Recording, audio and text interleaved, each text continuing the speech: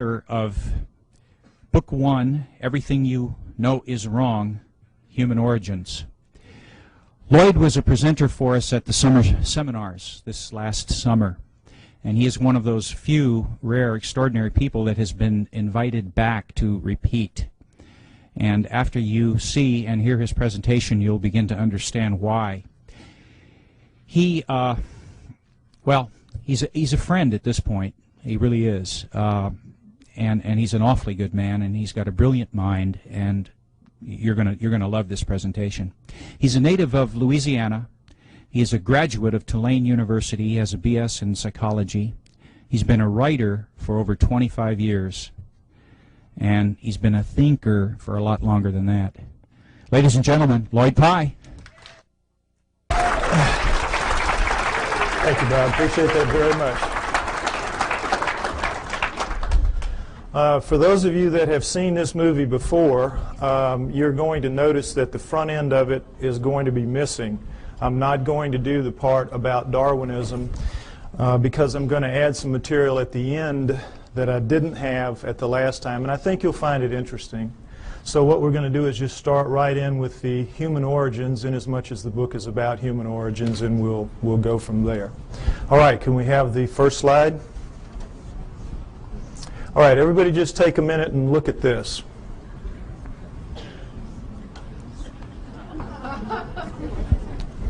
This is, wait, that's right, I don't need to do that. This is what we're all told is how we began as human beings. That we came out of the primordial sludge and step by step evolved into what we are today. Everything in that chain up to us is eat, survive, reproduce. We are, what's it all about? We have that incredible ability to say and think, what's it all about? How'd that happen? That's what this is going to be about. What we're told is, of course, that we're a natural flow of things, and that with this guy right here, we share a common bond that begins between 8 and 5 million years ago. 8 and 5 million years ago. Reason being, we know that we have upright walking primates of some kind or other at around 4 million years ago. So they just jack it back and figure if we're upright walking at 4, we probably split from a common ancestor with the down on all 4 apes between 8 and 5 million years ago. We know we were upright walking at 4 because we have proof of it at 3.5. Next slide, please. These are the famous Laetoli tracts of Tanzania, Africa, discovered by Mary Leakey and her team in 1978. And here you see what they are. We're in solidified ash. We have a large pair here, smaller pair here. We assume it was a couple moving along. And we see the track here in a blow-up is not quite human. It's different in several ways, but it's human enough to make it very clear that we have upright walking bipedal creatures 3.5 million years ago, no doubt, measured by ashfall, which is very accurate. So that's why we jack it back. If we were this upright at 3.5, we had to be upright at around 4, and that's where you get your dates of 5 to 8 million years ago, the split from the common ancestor. All right, now, next slide, please. Here's the depiction of how this happened.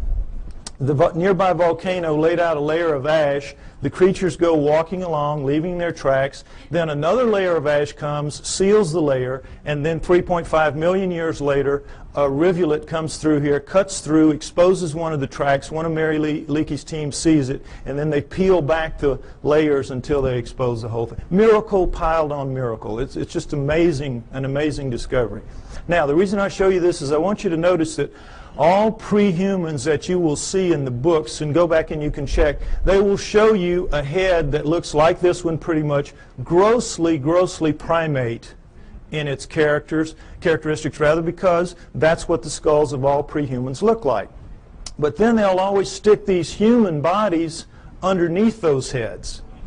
And this is a subtle brainwashing that is performed on all of us to make us think that these are, in fact, pre-humans, because that's what they're called. That's what anthropologists call them, pre-humans. Now, you can't pretend that those heads are in any way human, so they don't, but they leave the body parts looking, you know, amazingly human. You have the hands coming down mid-thigh, and you know, I hate to say it, but God, this looks a lot like my body right there.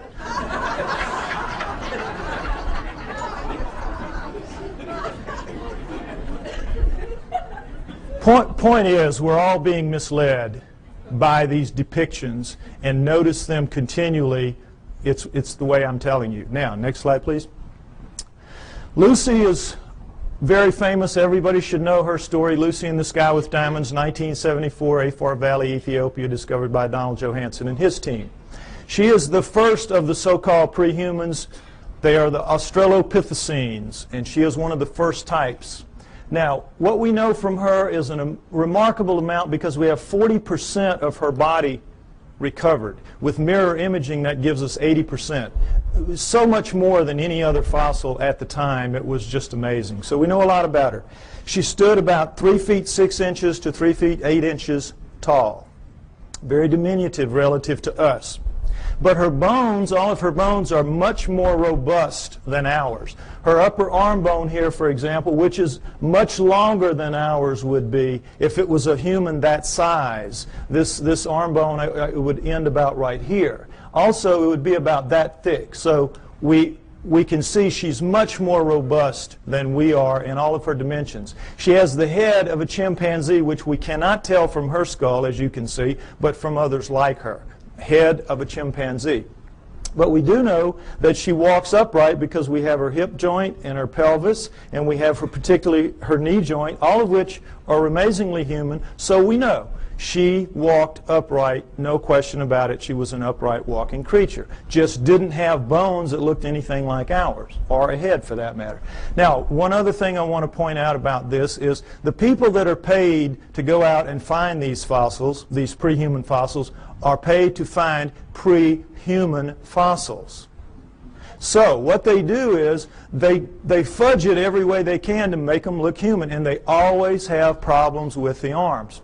Because all the arms of the pre-humans are too long from here to here, from shoulder to elbow relative to us. So if you notice, what they did is they fudged this way up beyond where it ought to be to get this up here, so they could get the fingertip down around mid-thigh, when in reality it belongs down around here.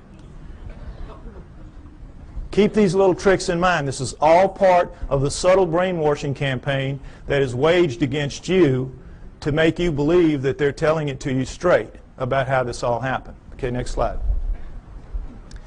All right, as I said, these are the first 4 of the Australopithecines, and Lucy is one of the first kind, Australopithecus afarensis. We have Africanus, we have Robustus, we have Boise. All right, we have basically a pair of upright walking chimpanzees, upright walking gorillas. You can see that, length of face, width of face, and sagittal crest, which modern gorillas have. It's that ridge of bone where their muscles attach to the tops of their heads.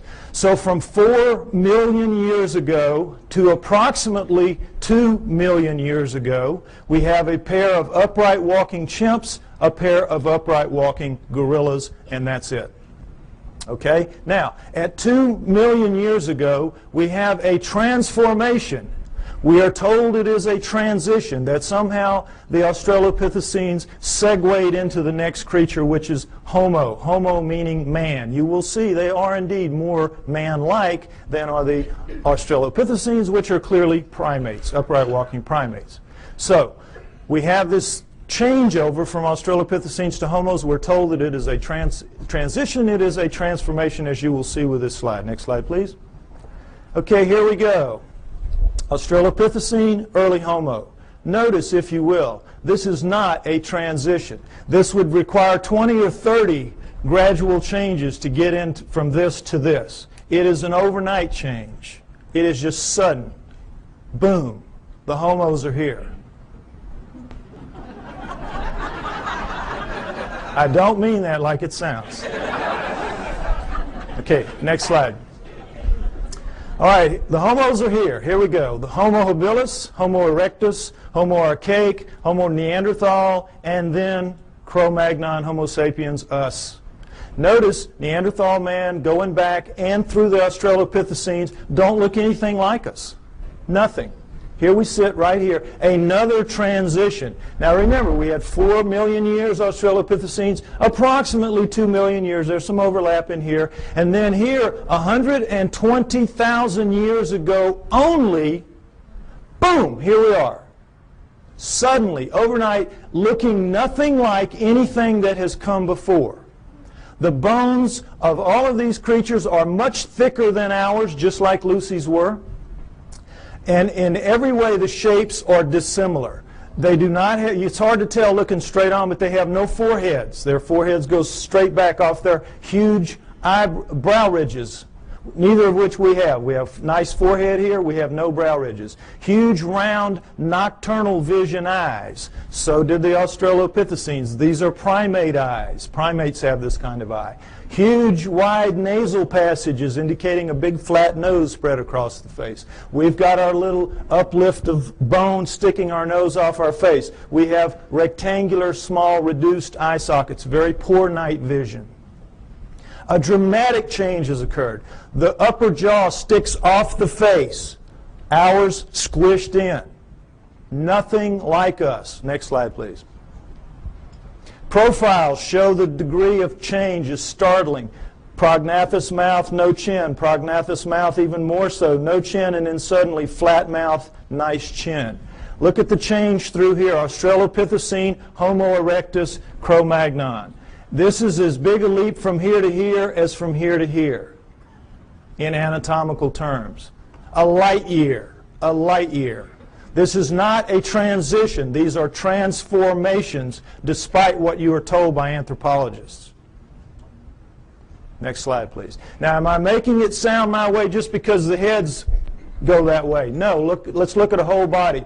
This is a Homo erectus called the Lake Turkana boy. Homo erectus, Lake Turkana boy. Now, notice, if you will, this guy's about 12 years old. His molars have not erupted yet. He already stands 5'8". He's going to grow to 6'6", maybe 7 feet in adulthood. We don't know how they grew. But already at 12 years old, he is a physically robust creature. Every bone in his body at 12 years old is far more robust, thicker, stronger than any bone in Arnold Schwarzenegger's body today. True. Now, why do you, notice too, if you will, the length of his upper arm. And he has some shoulder socket here, so they had to put it in the right place, so that forced them to put the fingertip pretty near where it belongs. It belongs a little bit lower, but pretty close. Now, what are bones like this all about? What's the deal here? Why are they so robust? Your bones are a function of the torque your muscles can generate. Your bones have to be able to withstand the pressure that your muscles can generate. And if not, your muscles would break your bones. So when you're looking at bones like this, you're looking at an incredibly powerful creature. What are you looking at? You're looking at primate bones, primates of the earth. This is how the primates are built. Gorillas, chimps, right on down the line. They are incredibly strong relative to us, are the primates. 5 to 10 times pound for pound. They can come, they'll come right out of the mother's womb, reach up, hands and feet, hook onto her belly, and she walks off. And they can hang on. Anybody's had a pet monkey knows what I'm talking about. Next slide.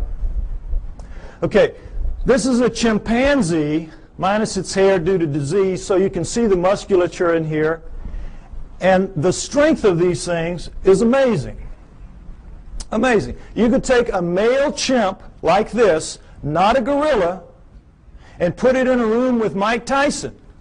It's a battle to the death, and they both understand that. 2 or 3 minutes, this chimp is walking out. Now, he may be missing an ear or two.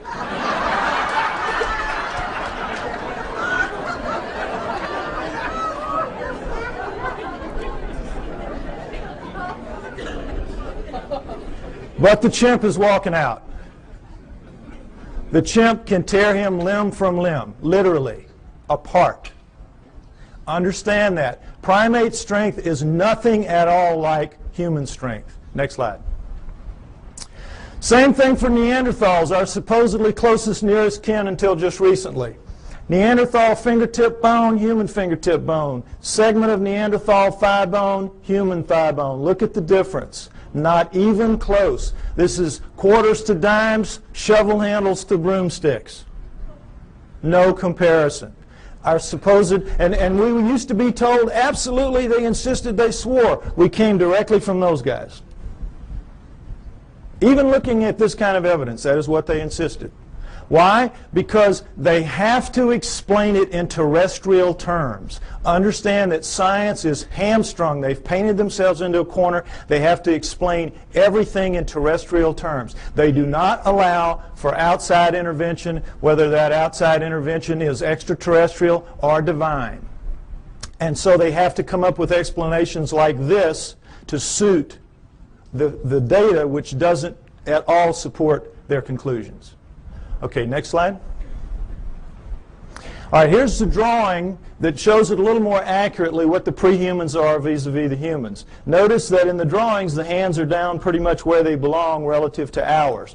Also notice the rib cages are the upside-down funnels of primates in the prehumans as opposed to ours. What's the situation there? Well, you can't tell it very well from here, but all of the prehuman heads are stuck on their bodies like that, the way primates are. Their heads are down in on their shoulders. Only we have that elevated neck sticking our head up off of our torso. They also have that extra arm length and that extra power, and so they need a bigger fulcrum up here to wing their arms and do what they have to do. So all of that extra muscle mass plus the head torque down in there squeezes out the room, and so you're going to get that pinched off triangle that primates have. And we, with our shorter, lighter arms and lighter bones, we don't need all that muscle mass, and we got our heads sticking up, so we have a completely different rib cage. I want you to understand that. Now, the main thing to understand here is there is not a single human bone in the so-called prehuman fossil record. The main thing I want you to understand, there's not a single human bone in the so-called prehuman fossil record. And guess what? Anthropologists will not argue the point with you. An idiot can see it. An idiot can see it. All you got to do is point it out to them. Well, they know that. So they say, you're right, you're right. There's not a single human bone in the prehuman fossil record, even though we insist that these are indeed prehumans. The reason we can get away with this is because we're going to put somebody right in here that's going to show a transition between these guys, and that is the missing link, the famous missing link. You've all heard about that. This is what it is. This is the thing that's going to stand right in here and miraculously show a smooth transition from this to this. Well, I tell you what, if the missing link was here today, he would need about 20 or 30 cousins standing right beside him, showing enough gradual transition to make this plausible. You don't just get one missing link. You need dozens to make this theory work of gradual transition, the Darwinian paradigm. And they don't even have so much as a fingernail, not a fingernail, of the missing link. Which leads us to conclude that Charles Darwin is a blowed-up peckerwood.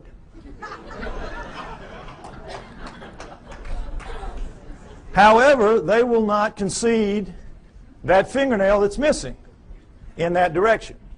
Darwin's still intact, everything's still okay. Missing link's going to show up. It's been 140 years, not yet, but he will show up. Okay, next slide. All right, the throat thing, I want you to get that clear in your mind. Notice, if you will, this is a standard primate throat, and of course this is our throat. A complete redesign, complete. Not least of which is the fact that they can breathe and eat and swallow and drink at the same time and not choke. We, of course, you know what happens when we do. The peas come out of our nose when we start coughing.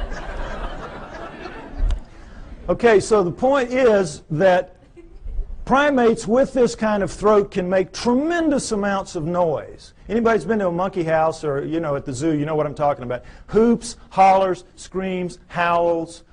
They know no limits. They can just puncture your eardrums, some of them, howler monkeys particularly. But they cannot do the thing that we can do with our throats, which is what I'm doing right now, this minute. Break those sounds into little bitty pieces. It's called modulating.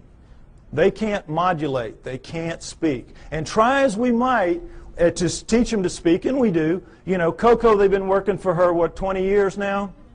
Up to maybe 3,000 words. You could put her in a third grade class and she could probably be valedictorian. But she can't speak. She can't speak, and she's never going to be able to because she doesn't pack the gear, as they say in the military. She doesn't pack the gear and never is going to. No primate is. We are completely different and completely special because of it. Next slide. All right, now, so here's what we're left with. This supposed smooth transition right on through from the early ones to the later ones, including this. Now you can see, I hope, that all that's really happening here is the brains are getting bigger. And it's harder to tell because the Neanderthals and the archaics, their brains are expanding back here in what's called an occipital bun. But they're getting bigger every step of the way. It surprises most people to find out that Neanderthals had bigger brains on average than we do. 1,500 cc to 1,400 cc. Bigger brains than we have, Neanderthals. We shrunk somehow and got so much smarter. Figure it out. Point is that we're told that all these guys went extinct at 30,000 years ago because that's when we see the last Neanderthal. It's when we find the last Neanderthal fossil, 30,000 years ago. Okay, so they went extinct and that's it, and we're left behind. We were told for a very long time that we appeared at 30,000 years ago. That Cro-Magnon appeared right as the Neanderthals ended, so it was a real nice fit. You know, we appeared somehow, we killed them all, and that was it. Transition, we took over the lease, and that was it. So, the reality then later proved to be that these guys existed at least 120,000 years ago. These guys existed down into 30, so you got this huge overlap of nearly 100,000 years where they're living basically side by side on the planet and not killing each other off. So that one kind of went out the window, so they said, all right, so we didn't evolve from the Neanderthals, we evolved from the Homo erectus. You saw the Lake Turkana boy and how much we look like him. We evolved from him now. That's the new theory. Okay, you can see the problem. Now, did this really happen? Did they all go extinct? Well, why would they go extinct? No natural predators. Meanest dudes in the valley. They can take a lion on head to head and tear it apart. That's how strong they are, and that's how big they were. So what would make them extinct? Could we do that? Yes, we could. We are vicious little buggers. We are smart. We hunt in packs. We are pack animals. We're hyenas. We're two-legged hyenas. And we have a savage territorial imperative. Together, we could kill any of them. One-on-one, they just pop our heads off like a pimple. Understand that. So, given that, what if what we did was instead of driving them to extinction, we just drove them where they don't make fossils anymore? What if that happened? Is that a plausible scenario? Let's take a look at it. All right, let's look at the Earth first, where these guys will live in. The Earth is divided into ecological niches. Ecological niches. You have the prairies, the savannas, the grasslands, the lightly wooded areas, primo niches. That's where everybody like us would like to live. You know, it's comfortable.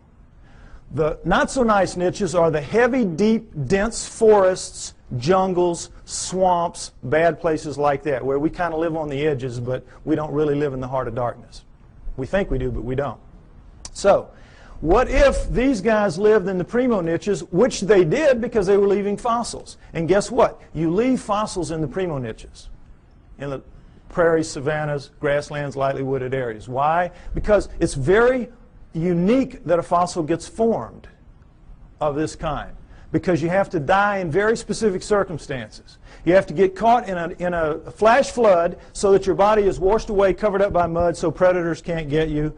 Your flesh rots off, the minerals leach into your bones, and you become stone and you become a fossil. Or you get killed at the water hole. One day you're really tired, you're really hot, you're not paying attention, you go down to drink, the lion jumps on your back, kills you right there at the edge of the water hole, and then the wildebeest herd comes up behind him, run him off, stomp you down into the mud, and now same process. You're covered by mud, your flesh rots off, your bones are, the minerals leach into your bones and you become a fossil, and that's it. And that's pretty much it. It's very hard to form a fossil otherwise. And so we see how miraculous that process is just to make them in the first place, and then millions of years later it washes up, or whenever it washes up, and somebody sees it that knows what it is and can recognize it and can save it. It's miracle stacked on miracle. That's why they're so few and they're so rare and they're so precious, because of that. Now, understand this, that in the deep woods and jungles of the world, they don't make fossils. Doesn't happen. You get your water out of the environment. You don't have a water hole. You get out of your food and things like that. It will surprise you to know that there is not, to this day, a single solitary fossilized bone of a chimpanzee in the world that we know about. They just don't make fossils. So, instead of them all going extinct, why don't we just postulate that they lived in the primo niches? This guy arrived sometime prior to 120,000 years ago when he starts leaving fossils. And he issues an eviction notice to all of these. Get out of town. We're here. We're taking over. And they do. And there'll be some skirmishes. They'll kill a few of them. And these guys, you know, they're not that stupid. They'll figure it out. These guys are bad news. We got to move.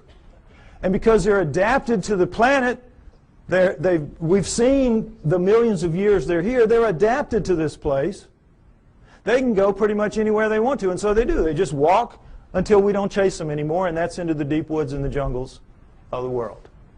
And if that scenario is true, and I postulate that it is, then it would explain the hundreds and thousands of stories that we have from around the world of what? Upright walking, hair-covered creatures living in the deep forests and jungles of the world, every continent except Antarctica. The hominoids. It explains the hominoids. You with me? Okay, next slide. Let's take a look at a hominoid. Here we go. This is a statue of a Bigfoot Sasquatch type, carved Willow Creek, California. This gentleman's about 5'7". I'm 5'11". You can figure that if that thing was here, his head would be up about right here. Okay? There are 4 kinds of hominoids. 4 kinds. We know of 2 in the West primarily. Sasquatch, Bigfoot, this kind. Abominable snowman, Yeti. And then there are 2 other kinds that are dominant in other parts of the world that we don't know very much about. The Almas and the Agagwis. Okay, now we're going to go over them. They're pretty much the same except for size. All right, the Bigfoot Sasquatch kind, as you see, 7 to 10 feet tall, 700 to 1,000 pounds on average. The giants, the big ones, the ones you hear the most about. The Abominable Snowman Yeti, man-sized, 5 to 7 feet tall, 300 to 600 pounds, lives exclusively in the Himalayan ranges as far as we know. Taken together, those 5 ranges are as big as the United States, plenty of room to roam, but they are not on all continents. The Bigfoot Sasquatch kind is. The third kind, Almas. The Almas. They are found primarily in the mountains of southern Russia and western China, the Pamirs and the Caucasus, and the Altais and the Tian Shans. But they are also elsewhere in the world, including in the United States. Man-sized again, 5 to 7 feet tall, 300 to 600 pounds. Fourth kind, the Agagwis, about 4 feet tall, weigh about 200 pounds, the pygmies of the group. All right? Now, you might remember, ironically, there were 4 Australopithecines, 4 early Homos, and what a surprise, there are 4 types, basic types of hominoids. Interesting, isn't it? Now, what they are is this. The Bigfoot Sasquatch kind live in what is called lower montane forests. Now, in mountainous terrain that are covered by trees, and if you've done any flying in the Pacific Northwest, you know what I'm talking about, the lower trees are called lower montane. As you go up, you get into upper montane. The Bigfoot Sasquatch lives in the lower montane. The Abominable Snowman lives in the upper montane forests of the Himalayas. You get the idea, Abominable Snowman, he lives up in the snow. Nobody lives in the snow. There's nothing to eat there. They live in the upper valleys, and you see them occasionally as they cross from one valley to the other by going over a mountain, the snow part of it. Okay, now the Almas also live in the lower montanes, but they're more flexible. They also seem to be the smartest, and this is not to say they're anything like us. They're just very smart animals. The Almas are. I think they're going to prove out to be living Neanderthals. The evidence is strong that the Almas are living Neanderthals. Okay? The Agogwes, the fourth kind, the pygmy kind, live in the jungles of the world. That jungle band that goes through South America, Central Africa, and Indonesia, that area. They, of the four, have reddish, russet-colored hair, like orangutans, which also live exclusively in jungles around the world. The others have dark browns and blacks, their body hair, covered with hair. Whenever anyone sees them, their characteristics are described consistently the same. Wherever in the world, whatever kind we're looking at, when the person sees it, and frequently this is some very, very isolated native who doesn't even know that the rest of the world is out there, much less that these things are seen on other continents. And when they describe them, they always describe them the same way. They say, no forehead, huge brow ridges, big round deep set eyes, big flat nose, although this one isn't so big, but big flat nose up against their face, mouth sticking off their face, no chin, head tucked down into their torso, very long arms dangling around their knees, very thick, muscular, robust bodies, and covered with hair from head to toe. Now, take away the hair, and what did I just describe to you to a T? The pre-humans. Am I right? You saw the skeletons. You saw the bones. The pre-humans. What does this lead us to believe? The pre-humans are the hominoids. The hominoids are the pre-humans. The pre-humans are the pre-hominoids. It's their ancestors, not ours. It's clear to anybody that will look at the evidence. The so-called pre-humans are, in fact, pre-hominoids. Now, it's easy for me to stand up here and say this. What's the proof? Well, let's start right here with their feet. They leave tracks. All around the world they leave tracks. We have upwards of 10,000 or more photographed, plaster casted, or both. No question about it. And guess what? They're all fakes. All of them. Every one of them is a fake. Problem being, it's not that they are really in fact fakes. They just can't be real. They can't be real because not only is Darwin a blowed up peckerwood, all of his followers are. And they don't want to be that. So these cannot be real, even though they are. Now, is it possible that they could all be fakes? All these tracks could be fakes? Could they fool everybody?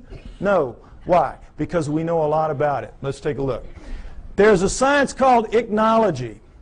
And what an ichnologist does is he studies the tracks left in fossils by creatures going millions of years back. Show them a fossil, they can look at a print or a track or anything, they can tell you what made it. There's a whole science to it. If you go back into prehistory, all of our primitive tribes, the one thing you had to pass on to your children was how to read the tracks in the area and know what they were, so that they could feed their family out of the environment and so they could keep from feeding some wild animal's family. Very important. If you took everything we knew about, remember Tonto and those Indians, boy, they could just smell a track and tell you 20 things about what made it. We know about tracks. And this is two of the basic things we know. That when any living fleshy foot, like a human foot or a hominoid foot or even a camel pad, it doesn't matter, makes a track, puts a track down, the subtle interaction of bones in the foot, in our case it's 26 bones, 33 joints, dozens of muscles, ligaments, and tendons, makes a very subtle movement and lays it down in a very specific way from the midline out. And so it leaves a distinctive print with little lines in here called compression lines. Next slide. When you do it with a fake foot, you don't get that subtlety of movement because there's no sequential parts to a fake foot. If you're missing a foot and you need a prosthesis, you're going to get just a dull stiff foot. We cannot duplicate anything even close to it. Anything even close to a real foot. So whether this is plaster or rubber or plastic or wood, it doesn't matter. If you're making a fake foot, it's going to be of a piece, and so when you put it down into the medium, you have to stamp it or press it as a whole, and in doing so, you get a very distinctive look to that, and it's a little ridge here with cracks on the top and the outside that's an impact ridge. So we have compression lines and impact ridges. Now, I can give this little lesson to a class of first graders, lay down a bunch of tracks here, real and fake, give them a magnifying glass, and they will not miss one. They will not miss one. Now, forest rangers that make their living out telling you, bear, elk, zebra, it doesn't matter. Whatever it is, they can tell you what it is. And no anthropologist will question their expertise. But if they see a hominoid track and they say, boy, that looks real to me too, the anthropologist say, well, you don't know what you're talking about there. You don't know what you're talking about there. That one's fake. You're wrong there. See how absurd it is? And for the most part, you believe it because you don't expect them to lie to you. You don't expect them to have an agenda that they're maintaining. But they do, and they do, and keep it in mind. Okay, next slide. All right, this is the way a human foot works. Looks and works. This is, of course, a good foot, not a flat foot. This is a typical human foot with an arch. When we come down on our heel, we have to swing our momentum around the arch, then cut it over into the ball, which will regenerate some of the lost momentum, and then we come out thrusting off of our big toe. That's how we walk. Our smaller toes pull up and act as balancers. If you notice your feet tonight when you walk around, notice how that works. Your big toe will go down, your other toes will pull up, and it will leave in making a medium an undisturbed ridge of medium here, in making a track rather, an undisturbed ridge of medium right here, but this of course will be squashed. Very distinctive print, no question about it. Now guess what? We walk badly, badly. When you do time and motion studies of us walking, we're keeling around as we're swinging our momentum through our feet. We're locking our knees. We're basically throwing ourselves through our hips. That's why our joints wear out as we age. Our knees and our hips. We're using them badly. We walk badly. Whoever designed us needed to go back to the drawing board a couple of times more. They got lazy. It was a mistake. Okay. With that in mind, next slide.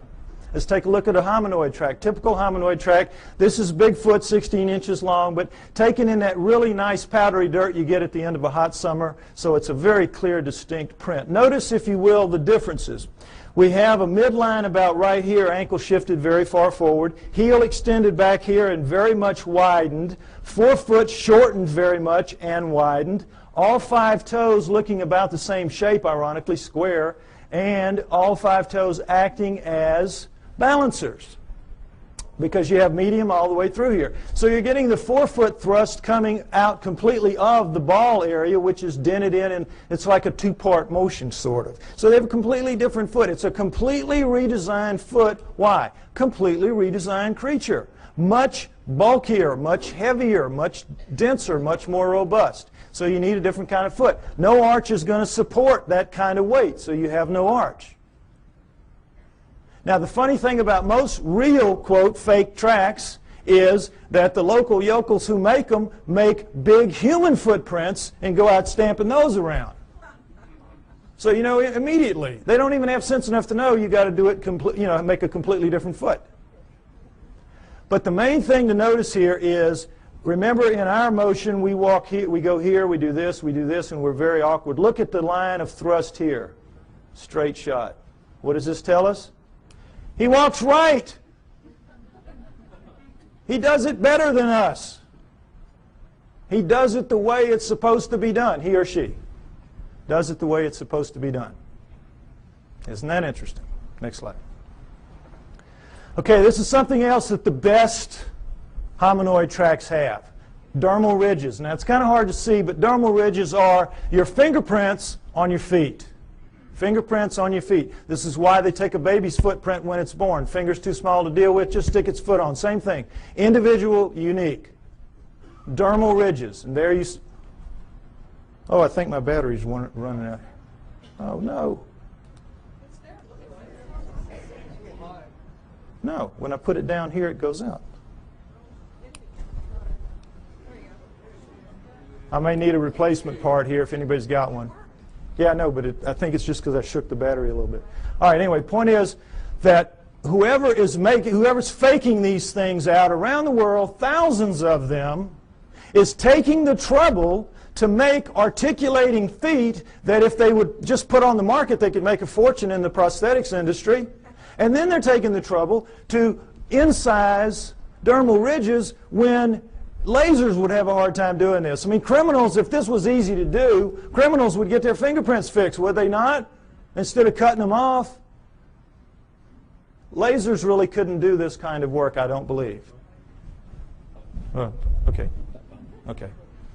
Thank you. No, I got it. I'm going to go with this one for now. Okay. So, you with me? It's a conspiracy to end all conspiracies, this making the hominoid track conspiracies. What I'm trying to get you to see is that is in fact absurdity piled on absurdity that they're asking you to believe. And again, for the most part, you do believe that. Most people who came in here today probably believed everything that the tabloids have to say about the hominoids. Problem being, if the hominoids are real, what does it mean? We are off the flowchart of natural life on Earth, and they don't want that to happen.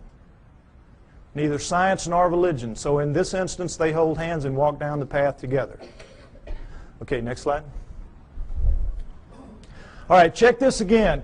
Comparison, Bigfoot track, plaster cast, human foot, just to get this in shape in your mind again. Next slide. All right, another pair of hominoid tracks, as you can see. These are so grungy looking on the soles because they were taken out of clay as opposed to dirt, as you saw earlier. But in every other way, they're hominoid tracks, are they not? We found, they're found together, so we assume it's a male and a female, like the two that we saw walking along at the Laetoli tracks. Right? Would everybody agree? This is as hominoid as it gets, right? Wrong! Guess what these are? Neanderthals. These are Neanderthal tracks, absolutely and without doubt. Toriano, Italy, a cave 30,000 years ago. Neanderthal artifacts all over the place. Neanderthals. Bona fide. Now, what does this tell us? It tells us that the Neanderthals, for sure, are hominoids because they got hominoid feet stuck on them. Plus, they got hominoid heads stuck, as you saw from the skulls. Furthermore, we can assume, I think, fairly, that every one of the ones we saw earlier, all the way back to Lucy, 4 million years worth, had feet just like this and were, in fact, hominoids. The track you saw at Laetoli, remember the one down in the corner? It looked a heck of a lot like that, didn't it? The hominoids are the prehumans. That's the point I keep trying to make. Now, I'm extrapolating a little bit here. I'm taking a little risk because we don't have the feet nor the prints of any other prehuman. We just have to go with logic. But guess what we do have? We do have the feet of Neanderthals. Next slide. Here we go. Neanderthal foot, human foot, Neanderthal. Can everybody see this down at the bottom? I'm sorry, it's kind of low. Take a look so you can see. Stand up if you have to, be like a football game. All right, here's the deal. Notice there's no comparison. Look at the heel bone of the Neanderthal relative to our little nub of the heel bone. Look where our ankle base joint is as opposed to this huge, this is it, this is bone here. This is our little base joint compared to this giant base joint here and the squeeze forward of it. Notice, if you will, the great foreshortening of the forefoot and the widening of it relative to ours. Look at the skew. You can see the skew in the foot. See how squared up and solid that is, like a rock. Look how much our big toe dominates our little four toes and how much these are much the same. This thing is built for balance, for solidity, for stability. We got a crummy foot, folks. Crummy foot and a crummy walk. We ought to complain to the boss about this. You can see why this thing walks so smoothly. It's just kabloom, boy. It's just perfect for maintaining balance and stability, carrying all that heavy bulk and weight. Good design, bad design. Next slide. Okay, if I'm right, they're out there, all these places. Where are they? All right, let's take a look at the world. Take away the deserts, take away the tundra, and what you're left with is arable land. Arable land. All right? This is where they live, in the black parts. The heavy, dense, deep forests and jungles of the world. This is where we live, the nice, cool, open areas, the pinks, the blues, and the purples. The primo niches, that's us. All right? Now, Broken down, that is 55% for us, 45% for them, moving toward 40% for them. As you know, we're cutting down forests like crazy. It used to be 55% for them, 45% for us, 500 years ago, approximately. Okay, so you look at this and you say, well, wait a minute, we're sitting right here in the desert. We live everywhere. No, we live in most of these environments, but we don't live, for the most part, up in these areas, in the Himalayas and here and in these jungles. If we live in the jungles, we live on the river. We don't live in the heart of darkness. When we have to live in the heart of darkness, what do? We cut it down. We'll cut roads through here, but we don't live in it, where we've got to hack our way through every day to go to school or to the store. Just isn't going to happen. We're not physically designed for that. Our skin won't take it. If we didn't have clothes and couldn't defeat the natural order of things, if you were to strip everybody in this room naked and put us out there to live like everybody else has to live, most of us would be dead in a few weeks from radiation poisoning. Those of us who have black skin would have a chance to make it to the equator, but couldn't stay and live in cold climates. We're not physically adapted to this planet. Understand that. Our skin does not let us go except in certain niches, the primo niches. So, understand too that we think we live in every one of the nooks and crannies out there. We are masters of all we survey. That's what we're told all the time. We're humans. We're masters of all we survey. We do not even survey all that we claim to be masters of. It will surprise you to know that of the United States alone, fully 25%, 1/4, has never once been foot surveyed because it's just too hard to get in there and do the work. We survey from the air those areas. We do not go. We're not as tough as we think we are. Now, also understand that the hominoids are not just restricted to these areas. They move wherever there are forests. These are their real stomping grounds. But they go anywhere that there are forests. They use forests like highways because they are migratory animals. They migrate. They do not hibernate. They move with the seasons, and they use forests as their highways. As they live in the forests, they do a split shift with the bears. Bears work the day shift, they work the night shift. It is. It's how it works. Also understand that of the 5,000 quality sightings that we have in the United States and Canada, now, I'm not talking just, skimpy ones. I'm talking good quality sightings, 5,000 in the last 50 years. Half have been east of the Mississippi River. Every state has them, except possibly Nevada, maybe the mountains north. We have them in Louisiana, down in the swamps, the little one. It's called Rougarou. When I was a little boy growing up, don't you get too far from the house, Rougarou will get you. The little red man of the woods, the boogeyman. Excuse me, boogerman, right. Slip of the tongue. Anyway, Florida has the skunk ape. New Jersey has the Jersey Devils. Arkansas, everywhere has them. I bet you every one of you have heard stories about this from your state. They're everywhere.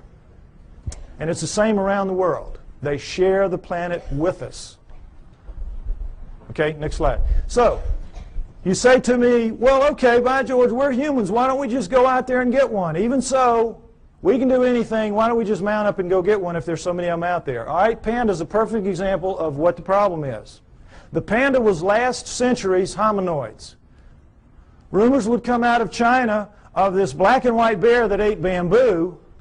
And, of course, every PhD in the world sitting behind his little desk does not even have to get his fanny up out of the chair to say, well, forget that. We know they have black bears, we know they have brown bears, we know they have white bears, but they're all carnivores.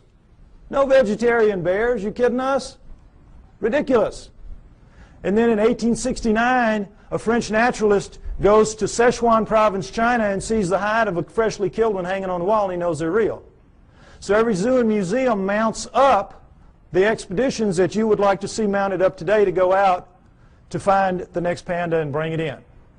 Serious. Now we're talking Sichuan province, an area the size of the state of Arizona, very mountainous, hilly terrain, difficult terrain covered with bamboo rather than woods, but in every other respect like the environment that hominoids will be found in. How long do you think it took those teams? And this is back in the 1800s where people really knew their way around the woods. How long do you think it took? 60 years. And quit giving away my punchlines. Don't do that anymore. 60 years. 60 years. Those of you who've seen the movie, do not give away the punchlines. Okay. Now, it sounds like a gross exaggeration, and it is. They only looked for about 30 years.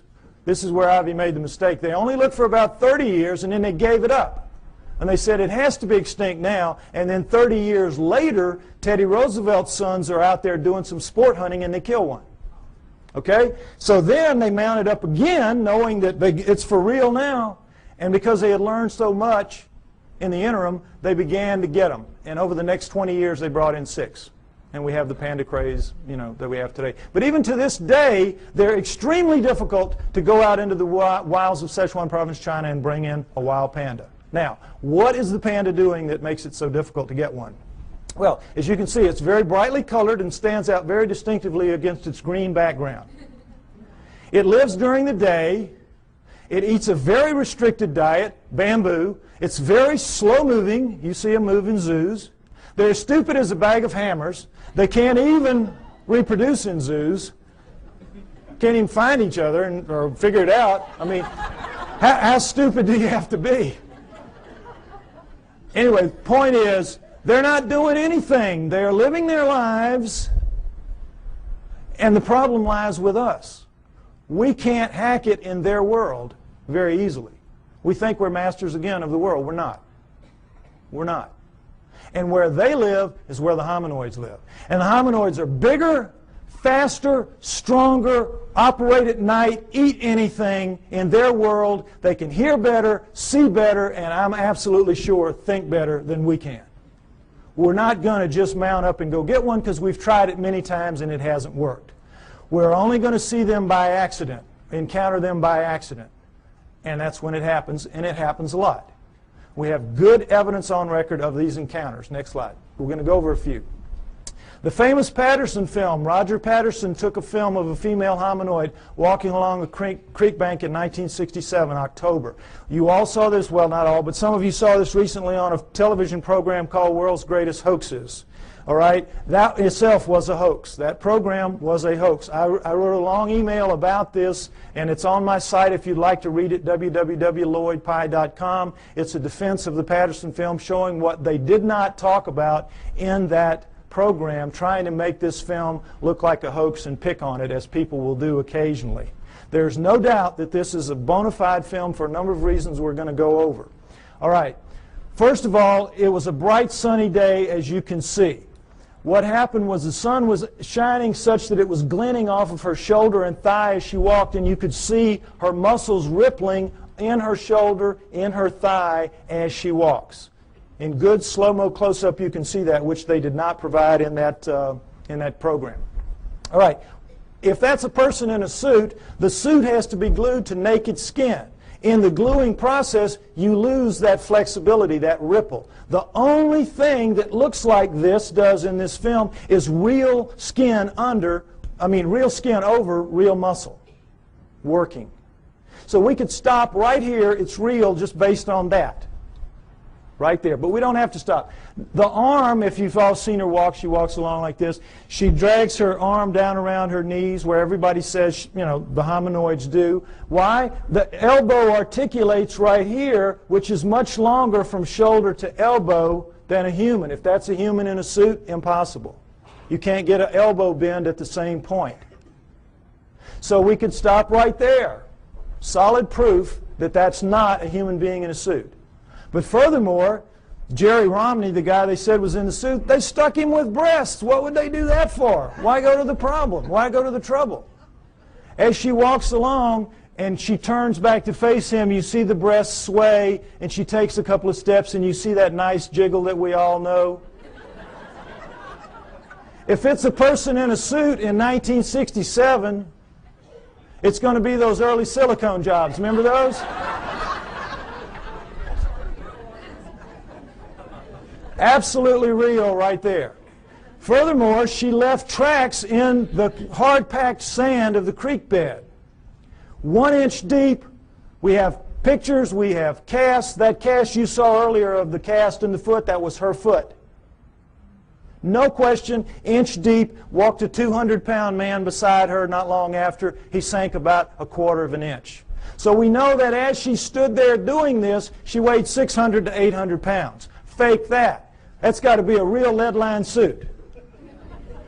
600 to 800 pounds as she walks. So we know that it was a legitimate film. Furthermore, as they pointed out in the program, with the fake films, they can never tell you where it happened and who did it, who took it, because they don't want that guy to be grilled and they don't want experts to go and measure one limb here and know how tall it really was. Well, what Patterson did was he went right out fast as he could and begged every expert in the area that he could call, every anthropologist and zoo person, come out, bona fide sighting, please bring dogs. And you don't want to bring dogs because these things have a very powerful body odor that even tracking dogs will recoil from. If it's a person in a suit, it's like the suit's not even there. The dogs are after it. Patterson did, of course, no expert came. Needless to say, they never do. You can't get them to go because they know what will happen. A young man named Grover Krantz went out early in his career as an anthropologist, took a look at one, and he said, it looks real to me. And it's 30-some-odd years later, and I think he's still trying for tenure.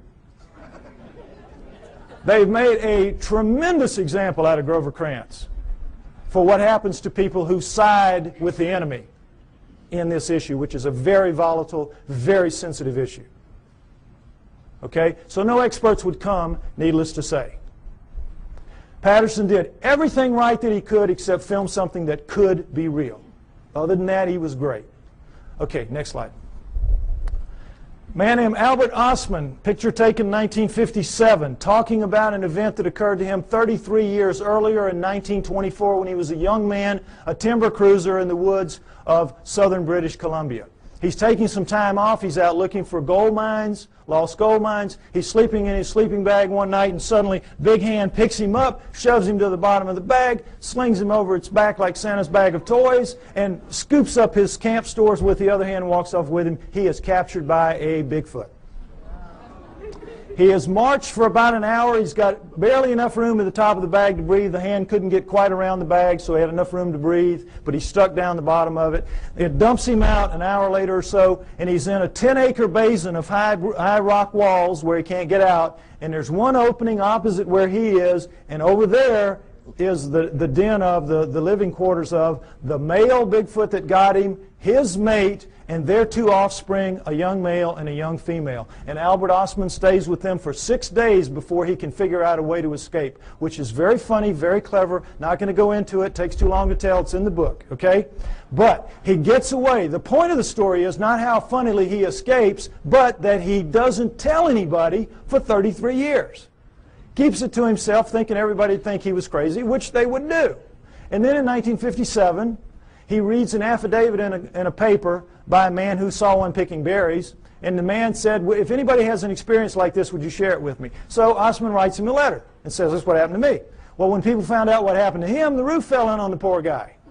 Experts came in from all over the world. He had to take lie detector tests up the wazoo. You know how it works. And so you know that when you're telling a story, a long, detailed story, and it's a lie, you can't keep the details straight. You're going to goof it up, and they're going to figure it out sooner or later you're telling a lie. He never goofed up.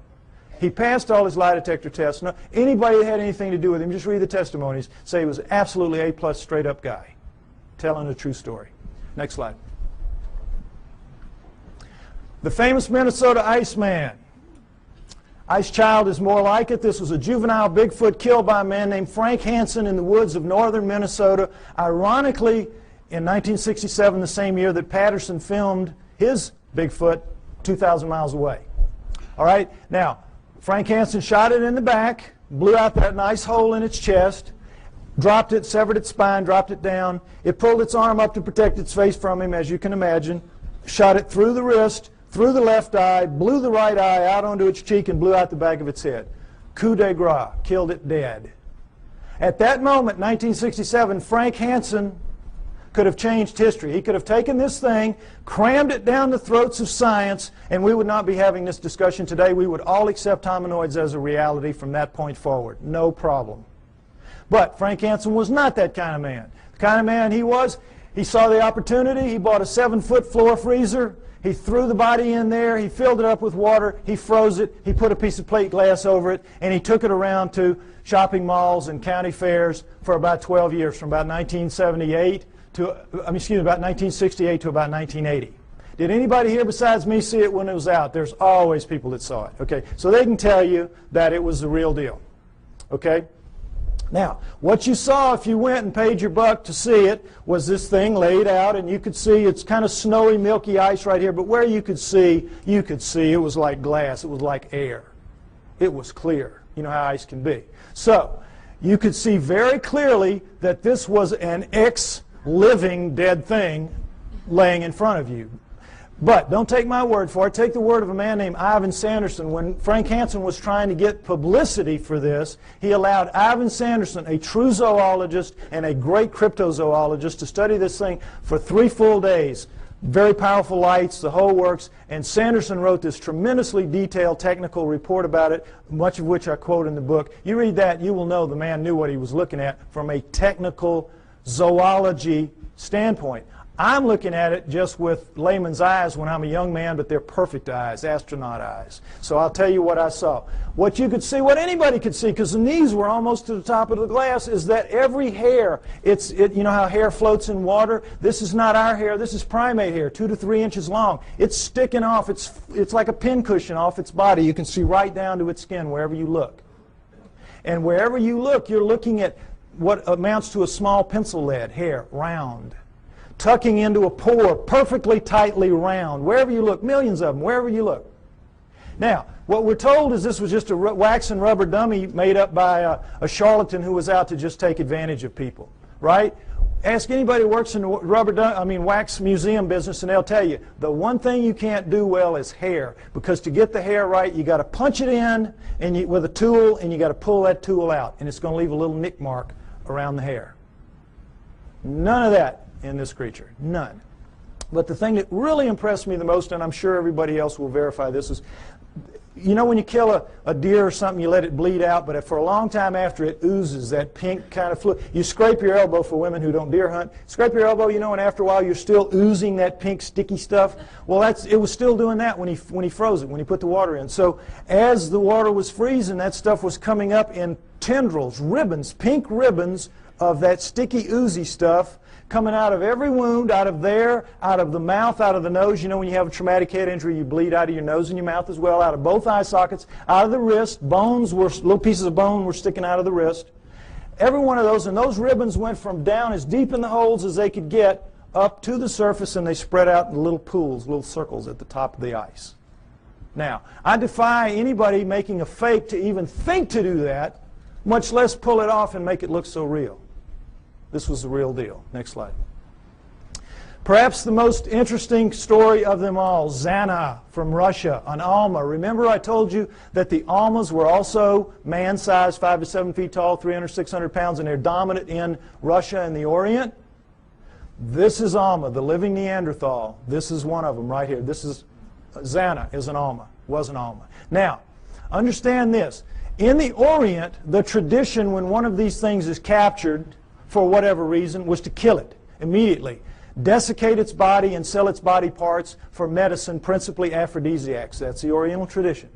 In the Russian area, though, when they would be captured, male or female, they would be used as slaves, physical slaves, held, spirits broken in these primitive villages where they would be, and they would be used to carry wood, fetch water, do the haying, all the heavy work nobody really wants to do. Make the slave do it. And so that became their fate. And for females, another aspect of it was they had to become the sex slaves of the men of the area. And that was one of the other great advantages to having a female. And so this is the fate that befell Zana in about 1850. She was captured as an adult in 1850. We do not know how old she was. She was an adult.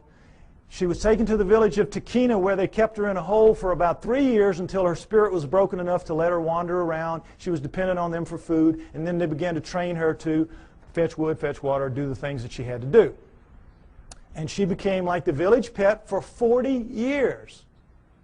She died in 1890. Now, how do we know this? Because in the Orient and Russia, they don't have the same tradition that we have. They're very old countries. They've been living with this for a very long time, for centuries. They know they're real. They send researchers out taking information about it. They send teams out trying to find them, or they used to when Russia had money. They don't now. But this was done in the mid-1970s. Excuse me, I'm sorry, mid-1960s. This research was done in the mid-60s. So, in the mid-1960s, this is an area of Kazakhstan where she lived, where people live very long lives. You know those places in the world where people live up around 120 years old? So they had over 100 people above the age of 80 that had known her quite well in their youth. There were 10 still alive who had attended her funeral. So they were able to get tremendous corroborative evidence, corroborative testimony about her lifestyle, and everything about her from all these different people, so we have an amazing view of what she was like and what her life was like. Again, a lot of which I go over in the book. But the main thing is that she never learned to speak, but she learned the language. They could talk to her and she'd know what they meant. And while there, she gave birth 8 times to hybrids with men of the village. 8 times. Killed the first 4 accidentally because her kind apparently washes the newborn off immediately. She would take it to the freezing glacial river that ran through the village, and because they had so much human in them, it would kill them. So the last 4, the village women took them from her at birth and raised them on their own because they looked so human. And every pair of hands was very valuable in one of those primitive villages like that. And so they raised them up, and they became Russian citizens. Married, had children. Her great-grandchildren are alive in Russia to this day. I know, it's an amazing story. Now, what do people say about her children? Well, everybody said that they were indeed taller than most, bigger than most, a little more robust than most, but not giants, not superhumans, just strong, you know, big and strong people. Darker skinned than most, but not truly Negroid. Hair like, you know, everybody, but not covered in hair like she was. Average intelligence, not wizards, not stupid. Ugly enough to make a freight train take a dirt road. Unfortunately for them. But they could speak. That's the key. They could all speak. They had very high-pitched voices, but they could speak, which allowed them to integrate into the community as humans, even though they were clearly not quite humans. So the researchers were real excited to get all this information. It's like, wow. And they knew where she was buried. She was buried in the village cemetery. Unfortunately, this is a Muslim area. They don't mark gravestones there. So they knew she was in the village cemetery, which had existed for centuries, and they couldn't say just where because of the 10 people that were alive. They all had different memories of where it had been. Who knew that 70, 80 years later somebody was going to care? So they couldn't decide. They couldn't, and they would have had to bulldoze the whole thing. The village wouldn't let them do that. So somebody says, well, guess what? Her youngest son, Kvit, died in 1954, only 10 years prior to this study. So they said, we know where he is. We'll let you dig him up. So, boy, they dug him up. Her youngest son, Kvit. Now, before we look at his skull, I want to say again, remember, Neanderthals had bigger brains than we did, and they carry them, we do rather, they carry them in a bun in the back of their head called the occipital bun. All right, let's take a look at Kvit's skull. Here you go, right here. Notice, if you will, that's a remnant of an occipital bun right there. Notice how much of a forehead he doesn't have. Look at the size of these brow ridges. Look at that eye socket. Is it starting to look familiar? Look at the size of that nasal passage. Look at the size of these teeth. Look at the size of that jawbone. Look at the size of the cheekbone. But look at that chin. Allows him to speak. This is an ugly dude, kids. This is a Neanderthal, basically. This is a guy you do not want to meet in a dark alley. Now, what, of course, anthropologists say is that he is an extreme variation on the human norm. An extreme, real extreme variation on the human norm. But that's how they explain it. Okay, I ask you to take my word for it. Hominoids are real. They live with us today. They have always lived with us. It is their planet. They are the native, indigenous, upright walking primate of planet Earth. There was a split somewhere between the down on all four primates and the up on 2 feet primates, but we're not the one. The pre-humans are the pre-hominoids. Go with me on that. Now, if you do, what it means is, as I said earlier, we human beings do not have a place in the natural scheme of life on Earth. And that's a problem. So if we don't, where did we come from? Why and how did we start leaving fossils on the planet at only 120,000 years ago? All right? Unlike Alan, the speaker you saw earlier, and perhaps unlike some of the others you might hear later, I have my own opinion. I don't necessarily agree with him. You're here to evaluate what we say and decide on what you believe. I am a pro-Sitchin person, as you will see. Okay? I have studied, and in part 4 of my book, I base part 4 on the writings of Zecharia Sitchin and the ancient Sumerians, because, next slide, I believe that the answer to where we came from is, in fact, going to be found in Sumer, ancient Sumer. Modern-day Iraq, Tigris-Euphrates River, Zagros Mountains, the Fertile Crescent. And the Sumerians are the first great culture that we know to come out of the Stone Age. At around 6,000 years ago, they appear full-blown, boop, everything. Over 100 of the first that we attribute to a high culture the Sumerians produced. Now, logic would tell you, and certainly the Darwinian paradigm of simplicity leading to ever more complexity would tell you, that the first culture out of the Stone Age is going to come crawling out of the caves on bloody hands and knees. Are they not? But no. These guys come sailing out and start building beautiful cities and have education and law and everything. Next slide, please. They had the first great cities, the first great city centers, the first high-rise buildings, the first walls, the first roads, the first wheeled vehicles, the first ocean-going vessels, geniuses with water, first agriculture, first animal husbandry, first laws, first court systems, first literature. You name it. They had it. Well, everything except cable TV, maybe. I mean, they had it. They were great. They were a fantastic culture. And the Egyptians, Greeks, and Romans come from their culture. Those cultures developed from what passes down from the Sumerians, or at least out from the Sumerians, I believe. Okay?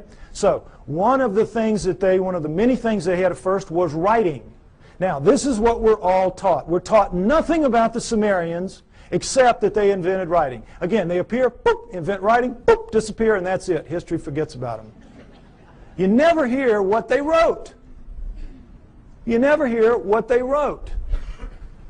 And you never hear how sophisticated they were, because, again, it doesn't fit that paradigm. It's easier to just start with the Egyptians, Greeks, and Romans and move on from there.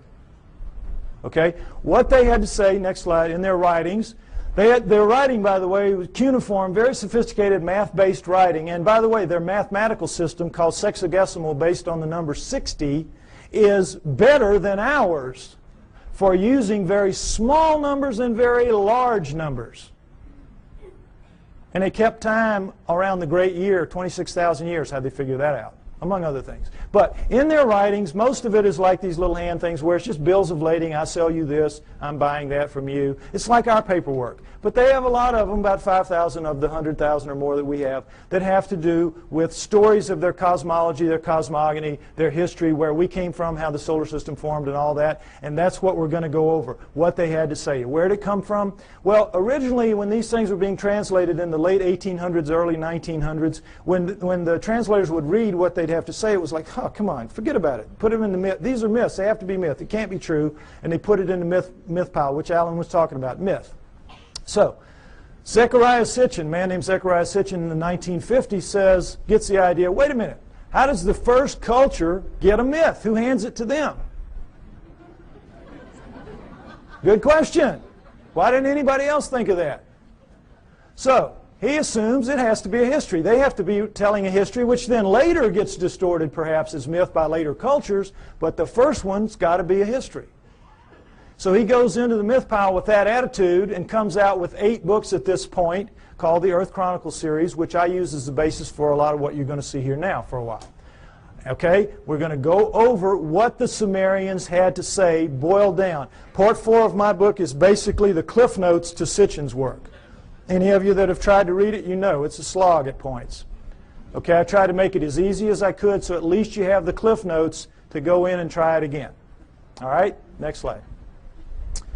Here's what they say, that originally as the solar system was forming, there was the Sun, Mercury, Venus, Mars, and a big planet called Tiamat, right where the asteroid belt is now. And if you know about Bode's law, there's supposed to be planets at certain places of a certain size, and it all fits reasonably well except for the asteroid belt where there should be a planet, and there isn't. But there was Tiamat then, Jupiter, Saturn, Pluto as a moon of Saturn, Uranus, Neptune, and into that forming solar system at around 4 billion years ago, which we extrapolate and assume because all of them were still very plasmid, still very much lava-ish, able to pull moons out of themselves, and we know that the solar system formed at around 4.6 billion years ago, so at around 4 billion years ago would have been the time approximately when this would have happened. Okay, Nibiru comes in, and as it's a stray planet like the one we saw a few months ago being slung out of the binary star system on the news, we all saw that, probably something like that. It's captured by the gravitational pull of the large outer planets, swung around the sun, captured by the sun, and is caught in an elliptical orbit like a comet, moving clockwise as opposed to the counterclockwise circles of the other planets. Well, as you can see, there's the capacity for real problems here with one going one way and one going the other. And in the second time around, Nibiru collides head-on with Tiamat at planetary speeds. This is a collision. Okay? Next slide. This whole thing now is described in the great Sumerian epic of creation called the Enuma Elish, which is 6 tablets of action, 1 tablet of summation, which is taken to be by many people the basis for the 6 days of creation and the 1 day of rest. Because much of the Old Testament is a direct come down from the Sumerians. And if you know the Sumerian history and you read your Sitchin, you will know that, or my stuff, you will see that that is the case. Now, in that great epic of creation, the Enuma Elish, six of the major puzzles of modern astronomy and Earth geology are, I think, plausibly answered. You heard Alan's interpretation of some of it. I'm going to give you mine and give you the basic Sitchin explanation. Okay? What they say is that in the collision, Nibiru slams into Tiamat. It is a little more held together. It's older, and so it is coalesced more. It holds together. Tiamat is shattered in two, blown apart, torn in half. And that the lighter outer crust, the crust with the water on it, is scattered in all directions. Boom, just an explosion, the lighter crust, and goes off with the water. Now, one of the great mysteries of modern-day astronomy is comets. Comets make no sense for this reason. They come from all over the place. In a linear universe, when, you know, the great ball of a primordial cloud of dust and gas swirling around flattens out into a pancake to make the solar system, that's the ecliptic.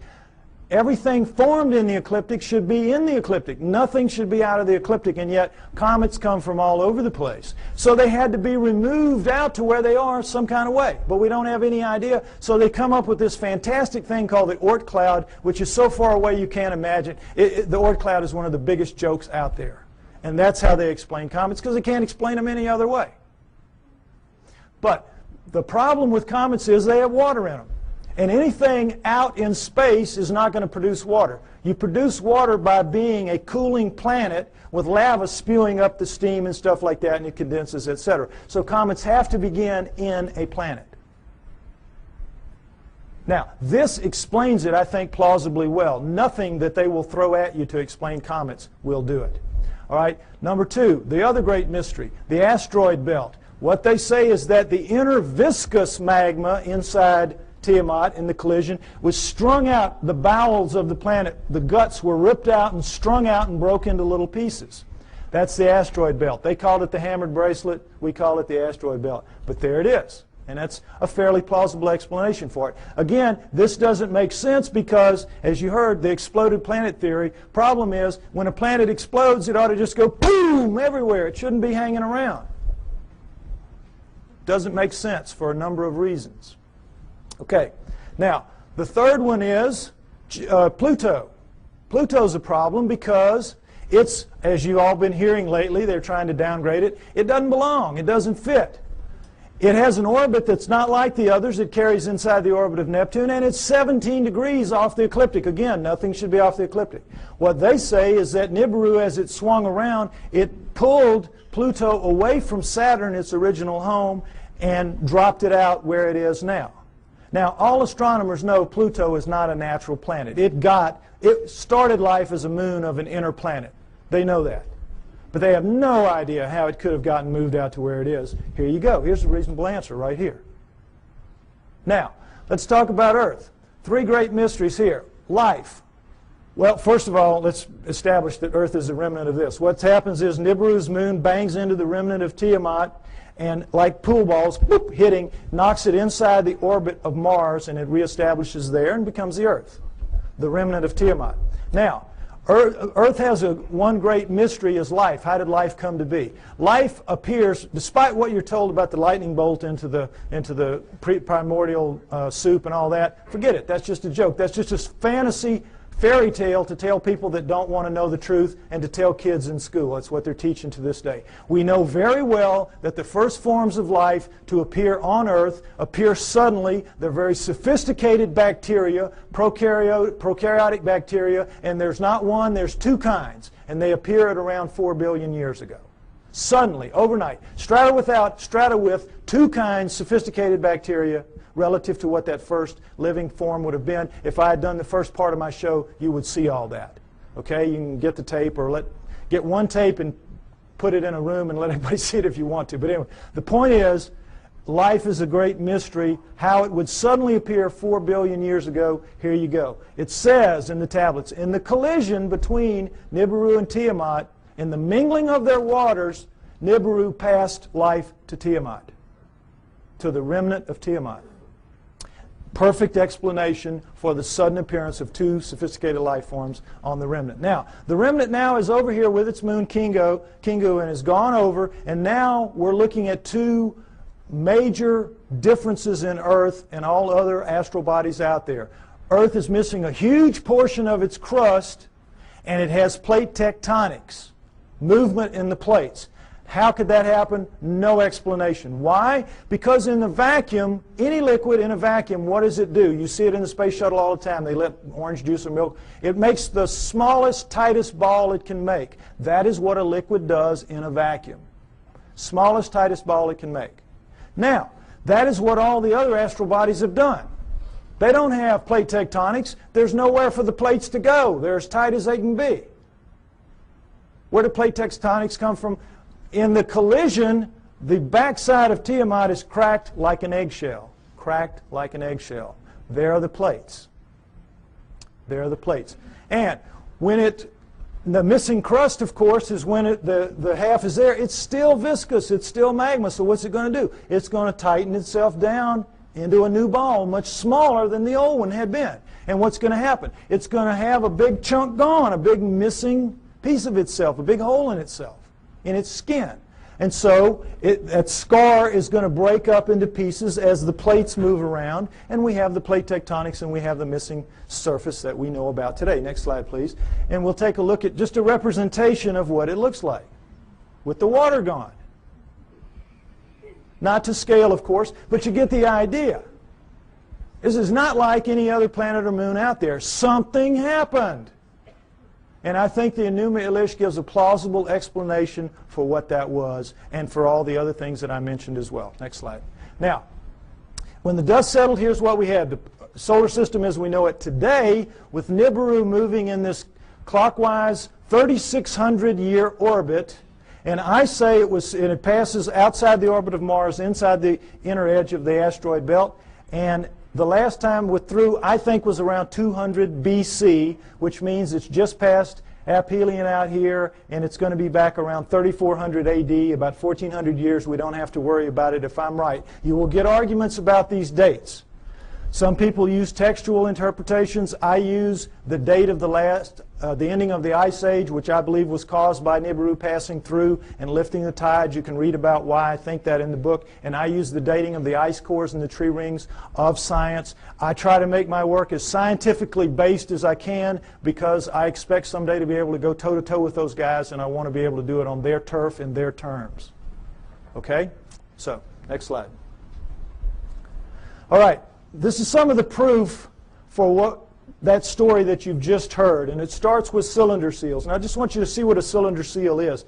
There are about 5,000 of these that we have. They're with a printing press. It was just a thing they would roll out on the clay to leave little pictures like this. Now, when they had a story to tell, they told it in the tablets like you saw. But when they had an event that everybody would know the event, like I showed you that cartoon, and everybody here, we all knew in a very small space that was talking about millions of words and thousands of volumes about evolution. Am I right? We all knew. Well, they would all know this was the story of the time the gods or whoever gave the water to the water buffalo or whatever. The point is, notice the fine detail in the best of the cylinder seals, and then realize that these are basically 2 to 3 inches high. They're like big spools of thread. Made out of precious and semi-precious stone, carved in a circular format so that they roll out flat and three-dimensionally. Now, when asked how this was done, science says, well, they could only have bored little holes into the rock and then abraded them out like they, to the degree that they wanted. Well, the sand would be bigger than the holes you need to do this. Some of this work anyway. There's just no way. Lasers, this is not even an inch square here. Lasers would have a hard time doing this if they could do it. Nobody knows how they did this. They're just pulling one out of the hat on you. Okay, next slide. This is the one I want you to see. This is a much older one, much more worn, as you can see. 4,500 years, 4,500 years, 2,500 BC. It's called it's VA 243. It's in a museum in Berlin. It's well dated. And it's called the Granting of the Plow. This is a seated God. See him in his chair with a plow in his hand. And this is a standing God, and this is a human. How do we know they're gods? Because they have horns on their helmets. Horns on their helmets. Notice the horns. This is how you signify gods, or they did anyway, the Sumerians did on their cylinder seals. And I want you to pay special attention to this because later at the banquet we might see a real live Anunnaki helmet.